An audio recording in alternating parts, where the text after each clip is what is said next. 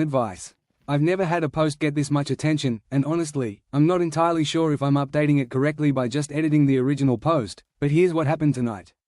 As I mentioned before, I decided to check on her.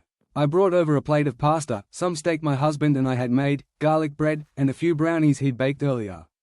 Nothing fancy, just something warm and comforting. I wasn't planning to stay. Just drop off the food and head home. When she answered the door, she did it surprisingly quickly. I was honestly a little nervous she might mistake me for someone else and unleash another round of yelling, so I mentally braced myself. Thankfully, that didn't happen. She looked exhausted, completely drained, but she smiled when she saw the food and said, "You didn't have to do that." Then she invited me inside. For context, I'd only been inside her house once or twice before. The lights were dim. We sat at her kitchen table. She already had a drink poured, so, yeah. I asked how she was doing. Not directly referencing everything that had happened. Just checking in. She let out a long sigh. Then she started talking. And talking. And talking. She confirmed what most of us had already suspected. Her husband and her sister had been having an affair.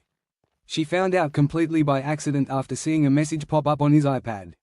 From there, everything unraveled. She confronted him. He confessed. Chaos followed. The shouting match I witnessed was the aftermath. But then the conversation took a turn I wasn't expecting. She said, yeah, I made it really easy for him to cheat. I haven't been emotionally available for months. She elaborated on that thought, explaining that she'd been focused on herself and knew he'd been feeling neglected. Then she added, I just didn't think he'd be that dumb. At that point, it stopped feeling like some dramatic neighborhood spectacle and started feeling painfully human. When she talked about her sister, she confirmed it was indeed her. According to her, there had always been competition between them. Jealousy, resentment, a constant back-and-forth dynamic that stretched all the way back to childhood. Honestly, it sounded like she'd already come to terms with the sister part. Most of her anger seemed directed at her husband. Then she admitted something else. She said she'd emotionally checked out of the marriage months ago but stayed because she wasn't willing to be the one who ended it. In her words, I like having the upper hand in every exit. And there I was, sitting across from my neighbor while she casually unpacked all of this. She talked for nearly 20 straight minutes, hardly stopping. The longer she spoke, the more complicated the situation became. She didn't sound heartbroken. She sounded strategic, like she'd already analyzed every angle and started managing the fallout. At one point she even admitted she'd told her mother not to contact her sister because she wanted to make it clear whose side the family was taking. Given everything she'd told me about their history, I understood the impulse. There was obviously a lot of pain involved.